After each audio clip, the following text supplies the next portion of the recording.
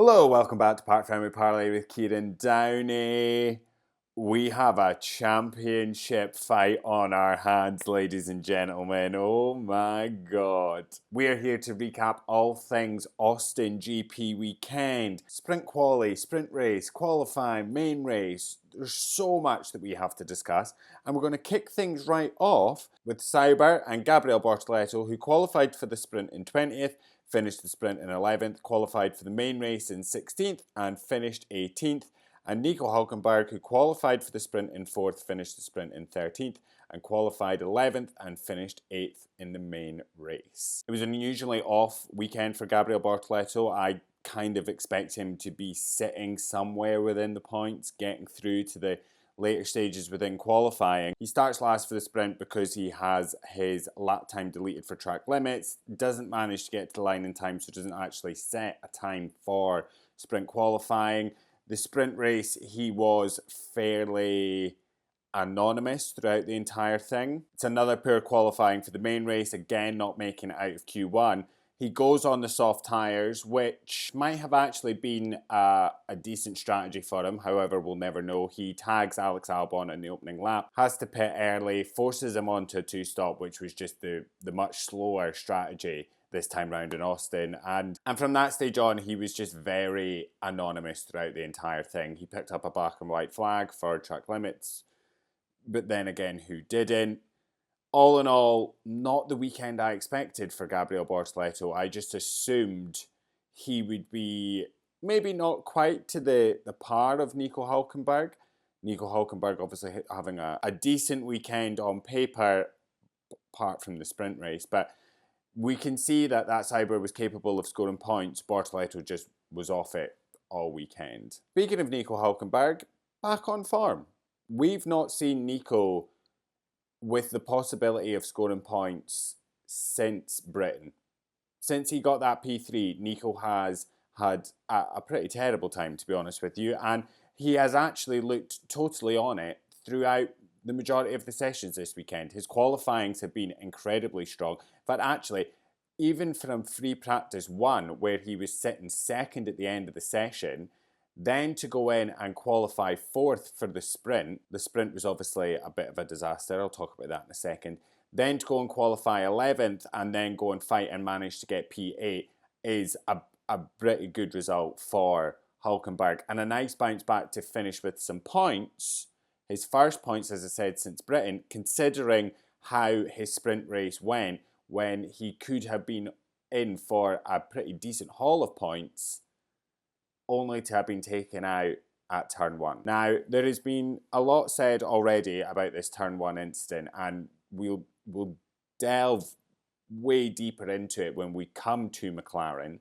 However, that was not Hülkenberg's fault at all. Not any part of that turn 1 incident in the sprint was Nico Hülkenberg's fault.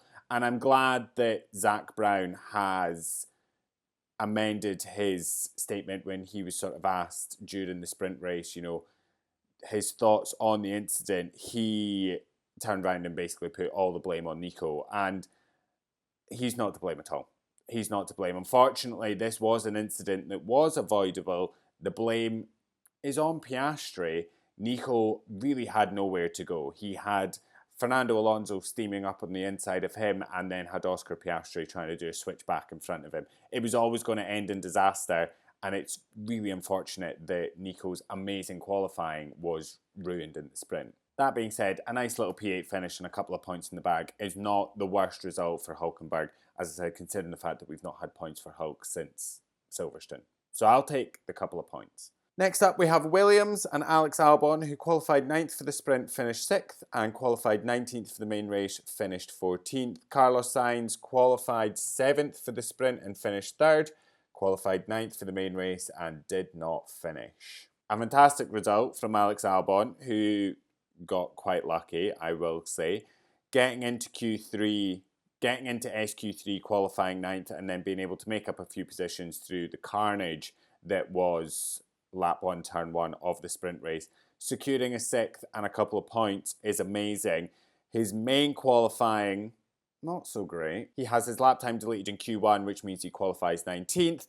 And then when we come to the race, just seemed like a bit more of a struggle for Albon, to be honest with you. Unfortunately, as I said, he gets tagged by Gabriel Bortoleto in the opening stages that spins him off and leaves him pretty much dead last.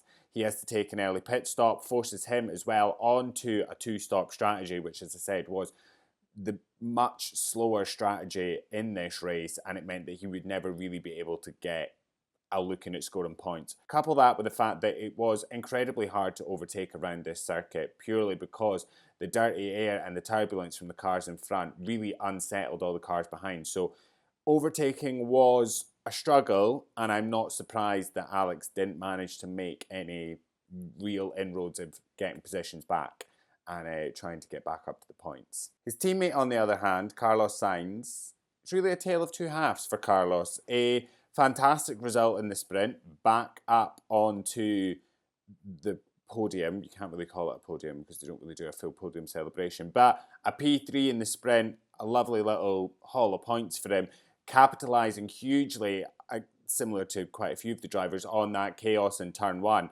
and really managing to just kind of hold his own in the sprint.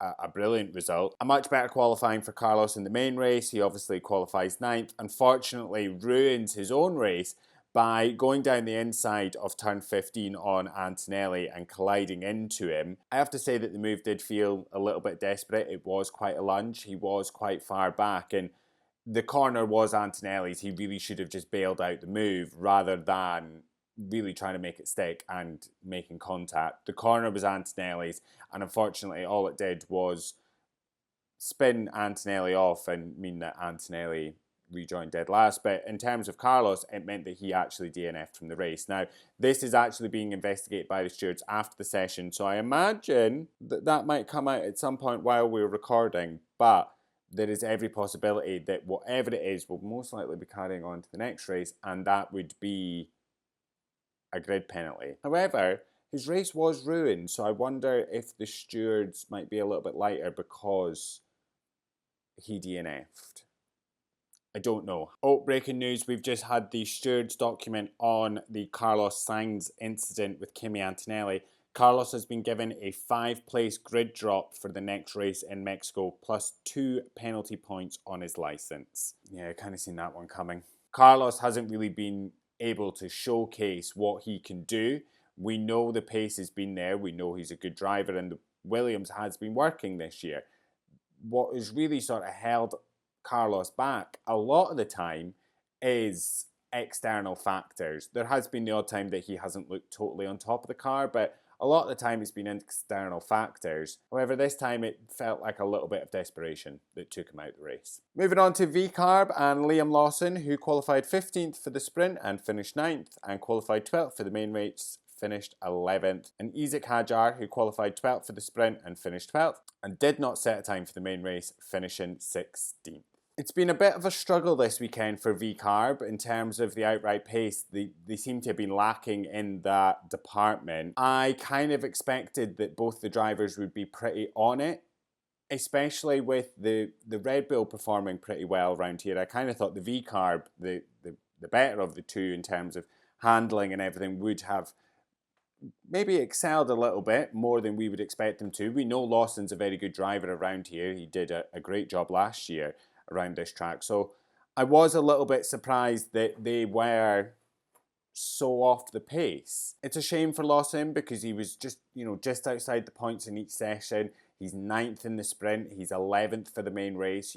He's just sort of peering in. He's peering into the points positions. And unfortunately for him, the Racing Bulls kind of lacked a little bit in pace. Couple that with the fact that, as I said, it's difficult to get the overtakes done. You can't follow cars in front of you so closely around this track. It's too hot, the dirty air and the turbulence just really unsettles your car. So you have to go into a bit more of a maintenance phase for your tyres and to not overheat your engine. And unfortunately, it meant that he was just on the cusp each time of scoring points. And I kind of thought that Lawson would be in for a decent result. He tends to run quite well around here.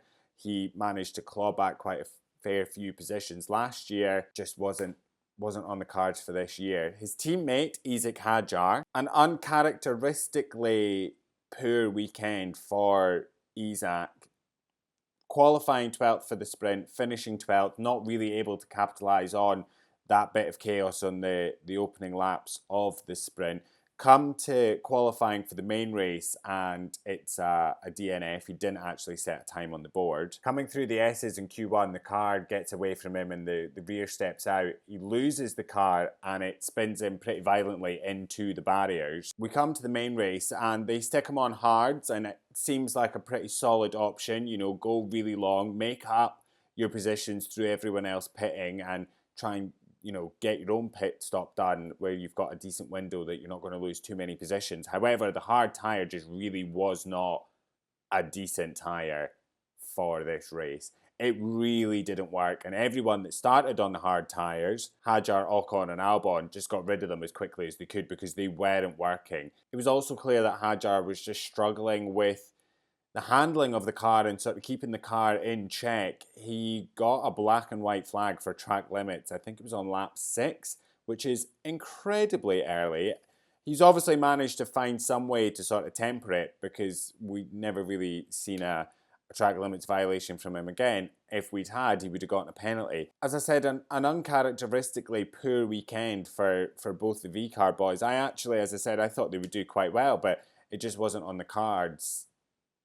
Kind of felt like everything really sort of worked against both the boys this weekend. Next up, we have Haas and Esteban Ocon, who qualified for the sprint in 19th, did not finish, qualified for the main race in 17th, finished 15th, and Ollie Bearman, who qualified for the sprint in 16th, finished 15th, and qualified for the main race in 8th, finished 9th. A disappointing sprint quali and a pretty disappointing sprint race for Oliver Bearman. He picked up a 10-second time penalty for leaving the track and gaining an advantage over Kimi Antonelli. I really wish Haas had just told him to give the position back. He could have given it back just before the DRS detection zone and then got a little help in of DRS to get the position back. They need to be playing it a little bit careful with Oliver Bearman, and he needs to be playing it, more importantly, very careful. He is close to a race ban. He is 2 penalty points away from a race ban. They're not getting scrubbed until Brazil. So he has one more race to get through. And I was very, very worried that Bearman was going to get a penalty this weekend. If not for that, for something in the main race, and again in the main race, very concerned that he was going to get it. However, thankfully, when I was watching the replays, I realised that the incident wasn't his fault. In the main race, Bearman going for a bit of a lunge down the inside of Tsunoda. Tsunoda actually moving under the braking, which forced Bearman onto the grass. He had a little 360 spin across the track. Very lucky for both the drivers that there wasn't any contact, because it could have been very close. It's very close to a crash. But nothing. Very surprised that there was nothing from the stewards on Tsunoda moving under the braking, but there we have it. Thankfully, however, it didn't really ruin his race. He managed to still finish within the points. P9, a couple of points in the bag. Still one more race for Bearman to keep it chill before we get to Brazil, and a couple of his penalty points are scraped off. But I don't know, I'm still just a bit worried as we go into Mexico that he's going to get a race ban. However, that being said, I do think the FIA would do one of those situations where they don't penalise something as heavy. We've seen them do it a few times to try and avoid handing out race bans. Obviously, Kevin Magnussen got one last year, but he was pretty much off the rails the majority of last year. God, you know what? This is what this race could have used. A little K-Mag spiciness, because actually the main race was ever so slightly dull. A very poor weekend from Esteban Ocon. Some of it not really his own fault. A poor qualifying in 19th for the sprint race, and then Lance Stroll crashing into him in the sprint, meaning he DNFs. It was truly spectacular, that move from Lance Stroll. Not in a good way. He shouldn't have been doing that. Shouldn't have tried it. It wasn't a move. He was too far out, and it was always going to end in disaster. And it did, obviously, Ocon with the DNF. Cut to qualifying for the main race, and he's just got absolutely no pace. It's a Q1 exit again, and he is just fairly anonymous throughout the entirety of the main race. He was noted for a false start, which are usually slam dunks. They don't usually note someone for a false start without it being a slam dunk. The amount of sensors and cameras and everything that are around the cars in their grid boxes, usually it's just perfect. But no further investigation, so I'm not quite too sure what happened there. But really just off the pace the majority of this weekend. It's unfortunate he got crashed into, but even without the crash, he was never going to score any points, let alone get a look in at the top 10. Really, just a disappointing weekend for Haas and Esteban Ocon. Another team with a fairly disappointing weekend is Alpine. And Pierre Gasly, who qualified 13th for the sprint, finished 10th, and qualified 14th for the main race, finished 19th. And Franco Colapinto, who qualified 17th for the main race, finished 14th, and qualified 15th for the main race, finished 17th. It's actually shocking how little pace Alpine have. Like, it's dreadful. It's actually painful watching them out on track trying to race. It's really, really painful. I wish I could say that there is some reason as to why they're finishing at the back pretty much throughout this weekend, but really there's not. There's no, smoking gun as to why this is happening. It's just terrible performance. And what's wild is it's obviously just the car, because we know Gasly's a good driver, we know Colapinto's a decent driver, we've seen it. So where is the pace? Where is it? It's actually, do you know when I said that watching Ferrari depresses me because of the lack of pace?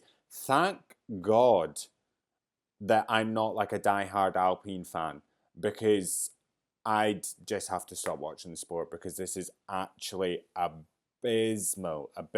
The only thing really that happened was Alpine calling team orders on Franco and Pierre, telling Franco to stay behind Pierre. I'm assuming it was to keep Gabriel Bortoleto at bay so that they wouldn't lose a position to him. However, by keeping Franco behind Gasly, all it was doing was just bringing Bortoleto up to the rear of Colapinto. Colapinto obviously was like, nah, I'm not having this. I don't care.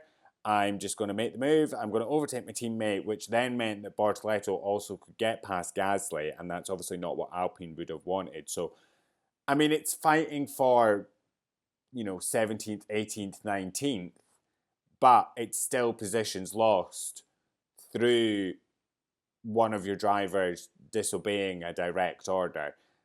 So I do wonder what Alpine will have to say about that. As I said, it's for 17th, 18th, 19th. It's not like it's a potential podium position or even a points position, a points finish, but it's still disobeying a direct order. So I do wonder what Alpine will have to say about that. I can't imagine we'll ever find out, but I did actually enjoy it, to be fair, Franco just being like, fuck this, I'm not sitting behind him. I'm off. Catch you later. Because I'd have probably done the same. All right, next up we have Aston Martin with Lance Stroll, who qualified 14th for the sprint, did not finish, and qualified 18th for the main race, finished 12th. And Fernando Alonso, who qualified 6th for the sprint, did not finish, and qualified 10th for the main race, finished 10th. This felt like one of those classic Lance Stroll races where he's a bit all over the place, he's a bit lacking in pace and stuff, but still manages to claw up quite a few positions. Obviously DNF'd in the sprint through no fault but his own. As I said, pulling that move on Esteban Ocon, it just wasn't really necessary. It wasn't worth it. Obviously didn't gain anything from it. Actually, he lost from it. He DNF'd. Coming into turn one, going for the lunge, but he's so far back that he's ended up carrying so much speed into turn one, trying to go down the inside, locks up his tyres and just goes straight into the side of Esteban Ocon. It reeks of desperation. And it's just a move that didn't need to be done. You're too far out. Like, I get the whole risk versus reward, but there was no reward. The risk was too high. You shouldn't have really done the move, Lance, to be honest with you. And all it did was just hurt Aston Martin even more, because Fernando Alonso had been taken out of the race at the beginning of the turn one incident. It was a bad qualifying for Lance Stroll. He had his lap time deleted. It didn't really matter because he had a 5-place grid penalty anyway. Decent result in terms of the race. It's not points, but he still managed to claw back the positions lost and finish 12th, which, when there wasn't a lot of movement and it being so difficult to overtake, is not the worst result. His teammate was on track for an even better weekend than what he had. However, his race was just completely ruined. His sprint race completely ruined. Obviously, a fantastic qualifying, getting sixth, looking like, yes, here we go. Points on the board for Fernando. We all love that. Only for him to get caught up in the drama between Piastri, Hulkenberg, and Norris, and just that was it. Ruined his race, meant he DNF'd, got caught up in the collision. A fantastic job, I will say, for both sides of the Aston Martin garage, getting both those cars fixed in time for qualifying later that day. Not as good a qualifying result, still getting through to Q3 though, and we love to see it. And then managing to hold on to a P10, and it is just a point, but it's better than nothing. Thank God Fernando managed to score something, because his Instagram story after the sprint race, which I will say really just encapsulates his weekend / his season, to be honest. Like, if the man didn't have bad luck, he'd have no luck at all. I'm just glad he managed to turn it around a little bit and go and get a point. Next up, Mercedes and George Russell, who qualified 5th for the sprint and finished 2nd, qualified 4th for the main race, finished 6th. And Kimi Antonelli, who qualified 11th for the sprint, finished 8th, and qualified 7th for the main race, finished 13th. A very strong start to the weekend for George Russell. Obviously a pretty decent qualifying position for the sprint race, managing to capitalise on all the chaos that was happening in the opening lap, turn 1. We got a bit of a glimpse as to what a championship fight between George Russell and Max Verstappen might look like during that sprint, and my God, it's fireworks. It would be fireworks. It would be feisty. These two divas going at it. My God, do I want to see it. I want to see a George Russell, Max Verstappen title fight. That is pure gold, I think. I think it's pure gold. I think it would be pure gold. The same way I think that a Max Verstappen, Charles Leclerc title fight would be cinema.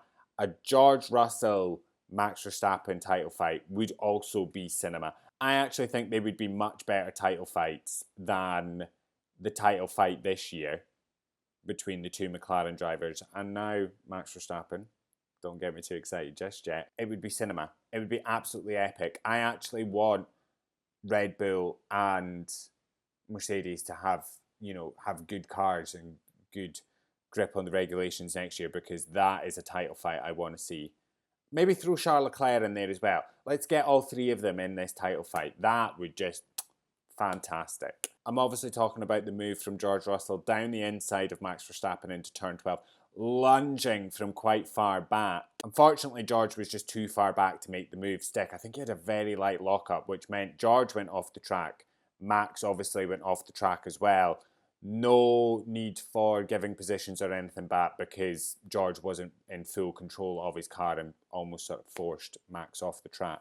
But a brilliant result from George Russell in the sprint race. Cut to the main race, he loses a couple of positions on the opening laps, that sort of lap 1, turn 1 area, and then just never really manages to get back past Piastri.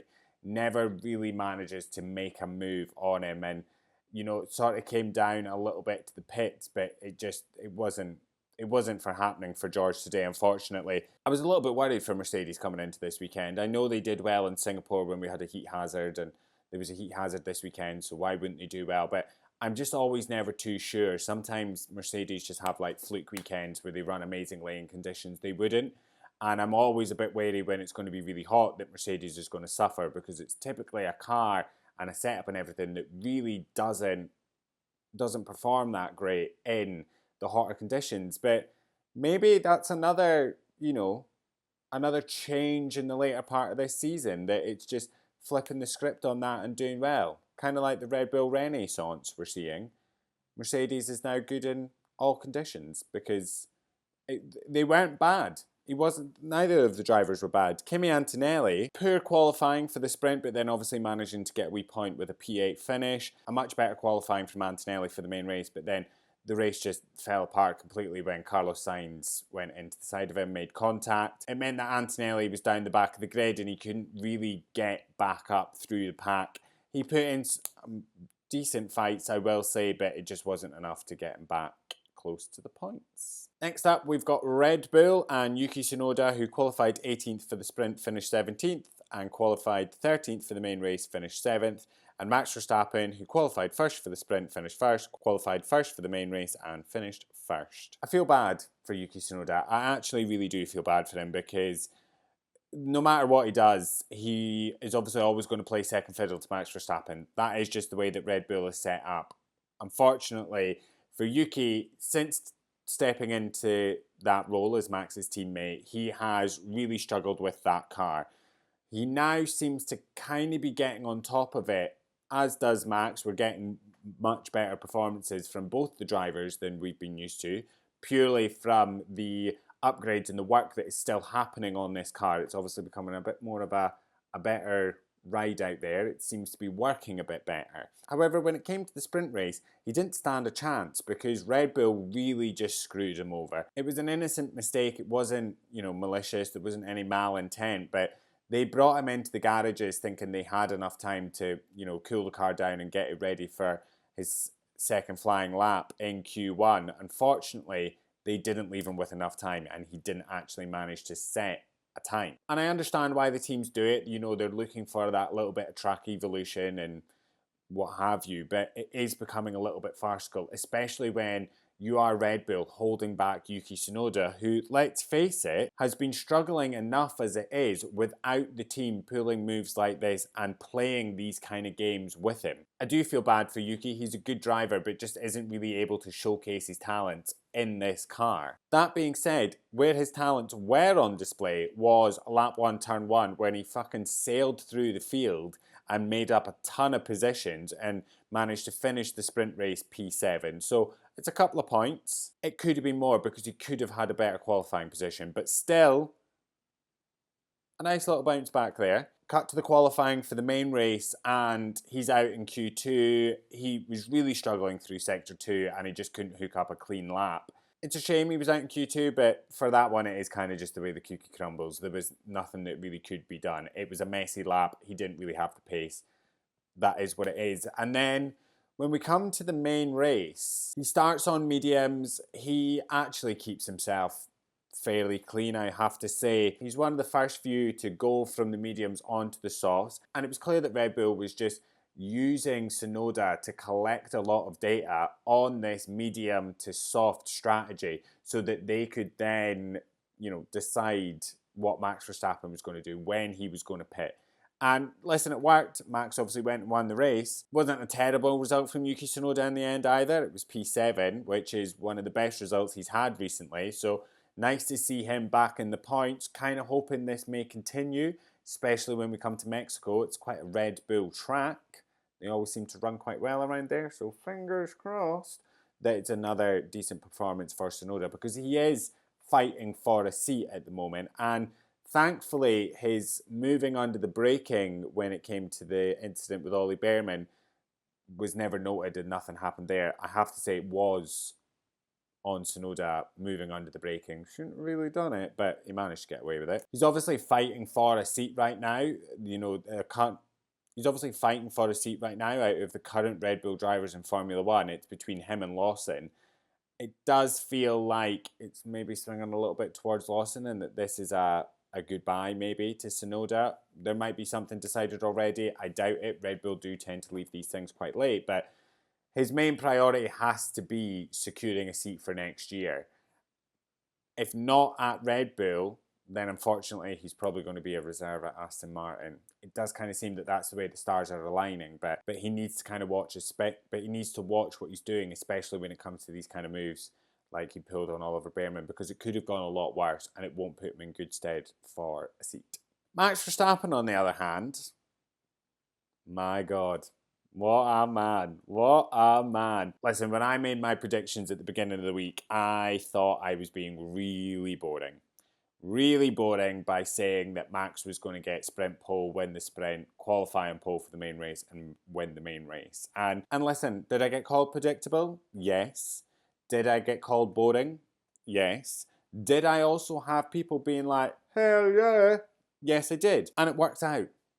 It worked out. I actually as much as I thought I was being boring, I kind of thought I was being maybe a little bit out there. He's not going to win them all, is he? Hell yeah, he is.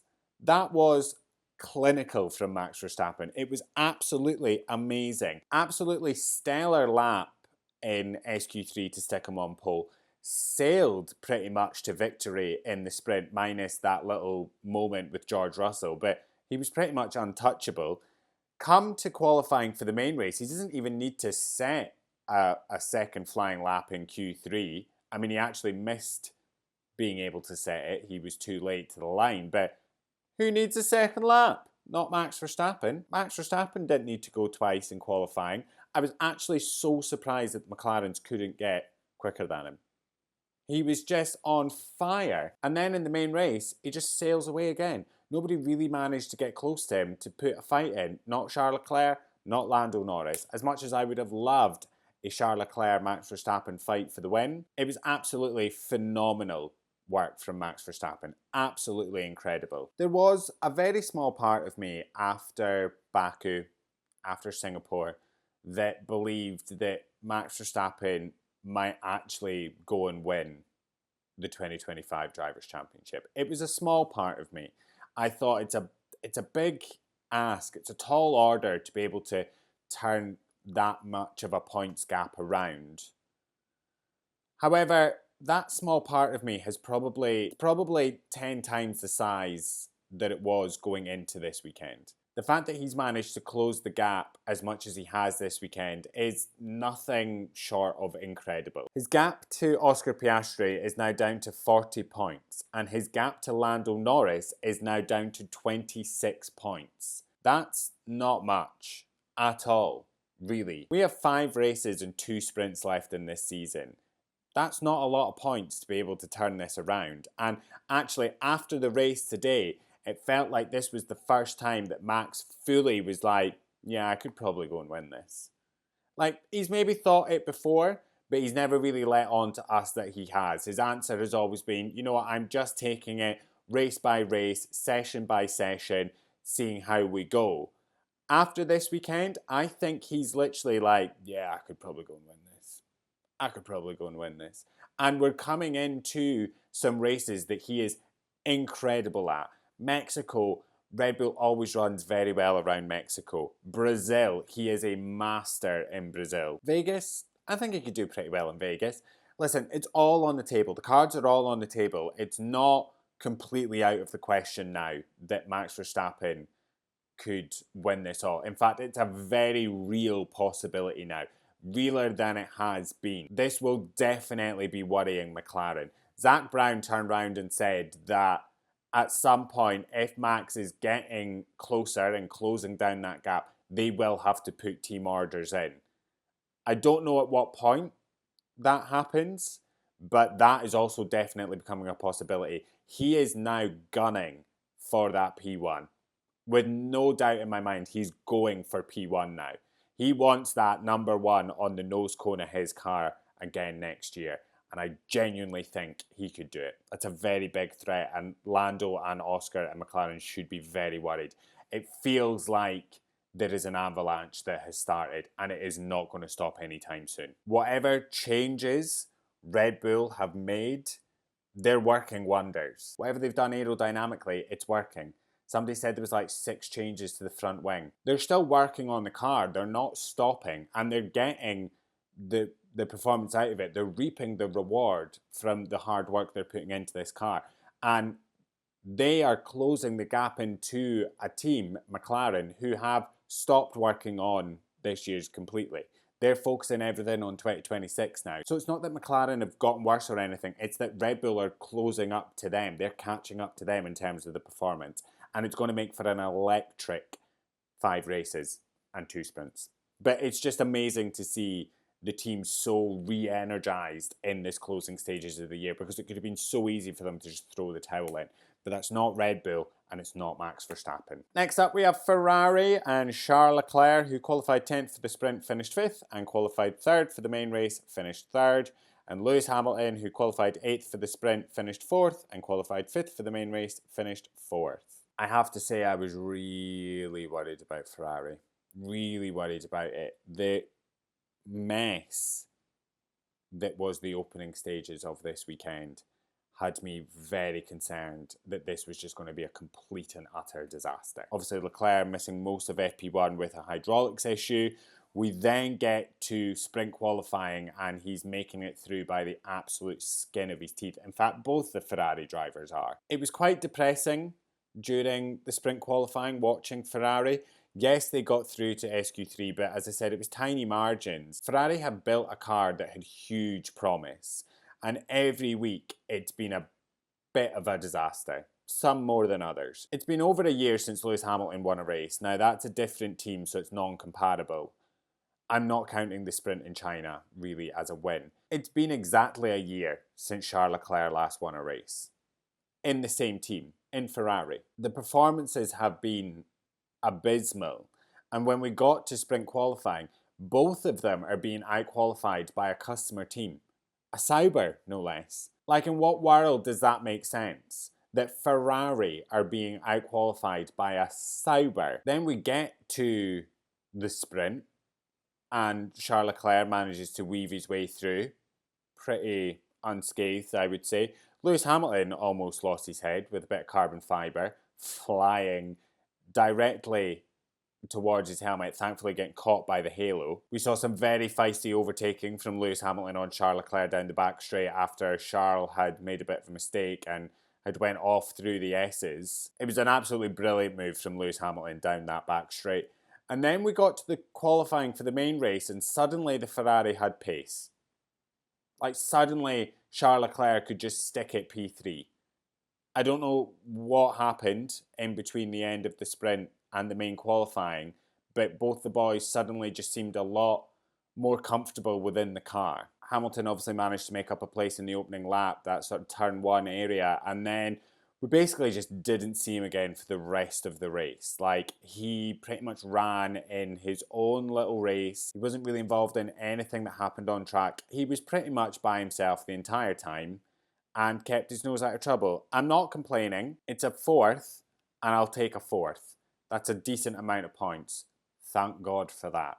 Charles Leclerc, on the other hand, again, I was really worried for Charles Leclerc because Ferrari decided to put him on the softs, and I was really concerned that it wasn't going to be the right tyre. That, yeah, he might be able to make up a position or two in the opening stint, but then his tyres were going to completely fall off a cliff and he would just lose positions and then, through the pits, and we've seen this story before.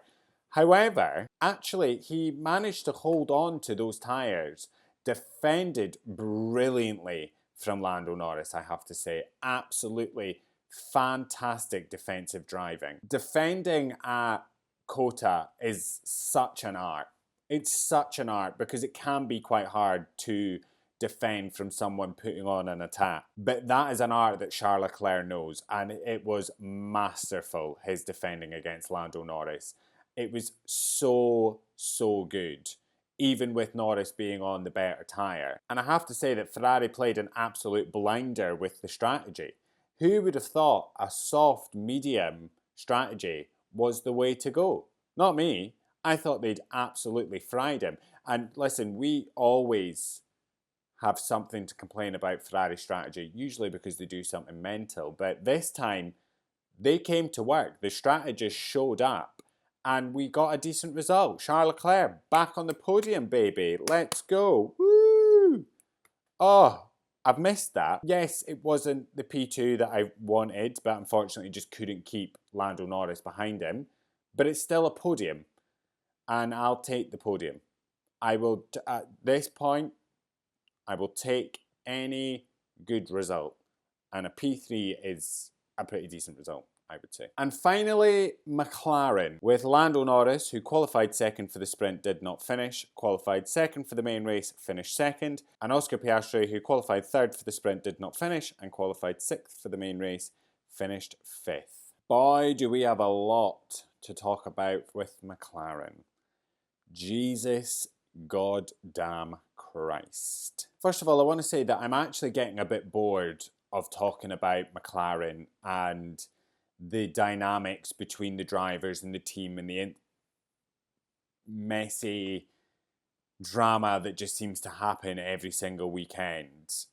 But we obviously got more of it. McLaren have confirmed that Lando Norris will face repercussions for the rest of the season for breaking papaya rules in Singapore. The papaya rules obviously being race each other but don't hit one another. Now, we have spoken at absolute length about that incident in Singapore, how Piastri was upset, Lando broke the rules, and, you know, why was there not a switchback? How's that fair? Blah, blah, blah. My stance on it was never negative against Oscar. It was never actually really negative against Lando. I can't be mad at Lando for the move in Singapore. I've been very vocal for a long time now that I want Lando to be a little bit more aggressive. I want him to be more ruthless. He's fighting for a championship, and it just never felt like he was really in that fight with the way the way he was racing.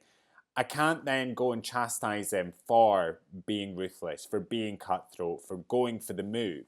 I'm also not mad at Oscar for asking why it's fair. We've obviously spoken about this at length. My issue is always with McLaren as a team and their handling of these situations this year and the constant interfering and meddling with racing incidents. Now we hear that Lando is facing repercussions. And from what I've heard, it's that Oscar has preference of who goes out first in qualifying. And that was sort of confirmed by Red Bull. Whether or not there's any truth in that, we don't know, but that's what came out from Red Bull. Why do they have to tell us this information? Not Red Bull and the details, but McLaren. Why do they have to tell us that Lando's facing repercussions? There's already so much noise around this team and both the boys. Like, why do they have to add more fuel? Because this is all this is done. Because we'll be talking about repercussions now to the end of the season. Why can't they just keep this stuff quiet and keep it internally? Surely, if there's repercussions on Lando, it's good enough for Oscar to know that that's in place. We don't need to go telling everyone. And all they have to say is, we've dealt with it as a team, we're moving forward, next question. I know that McLaren and Lando and everything are obviously trying to stop the noise that the team has been favouring Lando, but it's just a bit washy for me. I don't know, I'm just so sick of this nonsense every single week. Like, can they just get on with it? They're fighting for a championship. Let them get on with it. Stop making and blowing everything out of proportion when it doesn't need to be. Now, that was all my notes before the sprint race. And then the sprint race happened, and Jesus goddamn Christ. Lap 1, turn 1 incident was complete and utter chaos. Now, I've had some time to watch it countless times from various different angles, from the onboards of Lando, Oscar, Nico, Charles Leclerc, Fernando Alonso. Like, every way I could possibly look at it, I've looked at it. And yes, it is 100% a racing incident. However, it is a racing incident that could 100% have been avoided, and unfortunately that lies with Oscar Piastri. Watching the replays, when all the cars arrive at the corner, had they all maintained the original lines, we would have probably been all grand. All the cars would have probably gotten through. There might have been a wee love tap here or there, but they would probably have gotten through. I've seen the people say that it was Hülkenberg's fault. Nico had absolutely nowhere to go. He's got Fernando Alonso steaming up the inside, and had Piastri not changed line at the last minute, they would have all gotten through it okay. When you look at Hülkenberg and Piastri's onboard side by side, Piastri goes for the switchback and has his steering wheel on full lock, and Hülkenberg does it. Piastri attempting the switchback at that point was very ambitious. Very, very ambitious. And those kind of moves work when you're in a 1v1 situation and there's not many cars around you. Not when there's 18 other cars all going into the same corner at the exact same time. I do think that it was a racing incident, but the blame of the incident lies at Piastri's feet. I'm glad that Zak Brown changed his position on the matter. I obviously heard him over the radio saying how it was amateur hour and putting 100% of the blame on Nico. I mean, it was amateur hour, but it was Piastri's. I've seen a lot of people obviously saying that Piastri should now face consequences and repercussions for this, but for the love of God, can we just let them get on with it? Can we stop this nonsense? Because that's all it is just complete nonsense. I don't know if McLaren are putting any repercussions or consequences on Oscar Piastri for that move. Quite frankly, I don't think they should. I don't actually think they should have put repercussions on Lando Norris back in Singapore, but that's the way they do it. If they want to lose the World Drivers' Championship, then yes, they should be putting consequences and repercussions on Oscar Piastri. Unfortunately, they can't be playing these silly games anymore. Max Verstappen is 40 points off Oscar Piastri. He's 26 off Lando. They can't afford to be playing these silly games anymore. I bet Max Verstappen was absolutely laughing when those two DNF'd, because I would have been absolutely laughing. But this is a prime example of the problem that McLaren is facing right now. Whilst Lando and Oscar are busy fighting one another and are very concerned about what the other is doing, Max Verstappen is actively closing that gap at a rate of knots. As I said, Zak Brown has obviously come out and said that the team will put team orders in if Max closes the gap any further. I don't know at what point they make that call, but it's sure to be pretty close. And in a weird way, Piastri taking out both he and Lando kind of works wonders for him. I have to say, kind of works wonders for him. Because Oscar took Lando out, it means that Lando didn't manage to close the gap to Oscar significantly. He obviously did in the main race, but Oscar's still in the lead. So say McLaren decide to put team orders in for Mexico, it benefits Oscar because the team orders go towards Oscar Piastri. They favour Oscar Piastri. So in a weird way, DNFing in the sprint, both the drivers DNFing in the sprint, could actually work wonders for Oscar Piastri. I don't think they'll come into play in Mexico. I think in between Mexico and Brazil, depending on how Max Verstappen performs in Mexico, that is when there'll be a bit of a decision made. In terms of the race, it was obviously a better race. They both managed to score points. It was quite an interesting one though, because I would say that both the drivers did kind of struggle out there, especially when it came to the tyre wear. Piastri obviously struggling a bit more. I'll talk about him in a second, but Lando obviously struggling behind Charles Leclerc to get past, and I kind of just put that down to things maybe overheating a little bit, being in the dirty air, the DRS not really being as effective. However, after he got past Charles Leclerc, he didn't really manage to make any progress in catching Max Verstappen, even in the clean air. In the hotter conditions, that was really McLaren's forte. They could keep the tyres cool better than the other teams. However, after watching this race and a few previously, it's clear really that that advantage has gone. And the advantage that they've had over the other teams, especially the likes of Red Bull, has kind of dwindled in these past few races. As I said, McLaren has stopped working on and upgrading this car with their full attention towards 2026. However, Red Bull are still actively working on their current challenger. So it's not so much McLaren falling off a cliff in terms of performance or anything, it's Red Bull actually managing to close the performance gap to the McLarens. It was, to be honest, a fairly lacklustre race for McLaren. It was a little bit of a lacklustre race in general, especially after the chaos of the sprint. But Lando managing obviously to put in a pretty decent performance and keep P2. Piastri just really not gelling with the car. And he kind of really hasn't been gelling with the car, I would say, since Baku. The ice-cold demeanour and the sort of nothing phases him, always manages to get a pretty decent performance. Persona and, well, maybe not persona, but performance that Piastri is having has kind of broken. The Iceman 2.0 has kind of melted a little bit, and the cracks are beginning to appear. But the cracks are appearing for both the drivers, and I think the pressure that Max is putting on the team, the constant noise and media attention and everybody talking about everything that happens with these two drivers is causing problems for the drivers, and I think it's only going to get worse as time goes on. The gap in the championship now is nothing.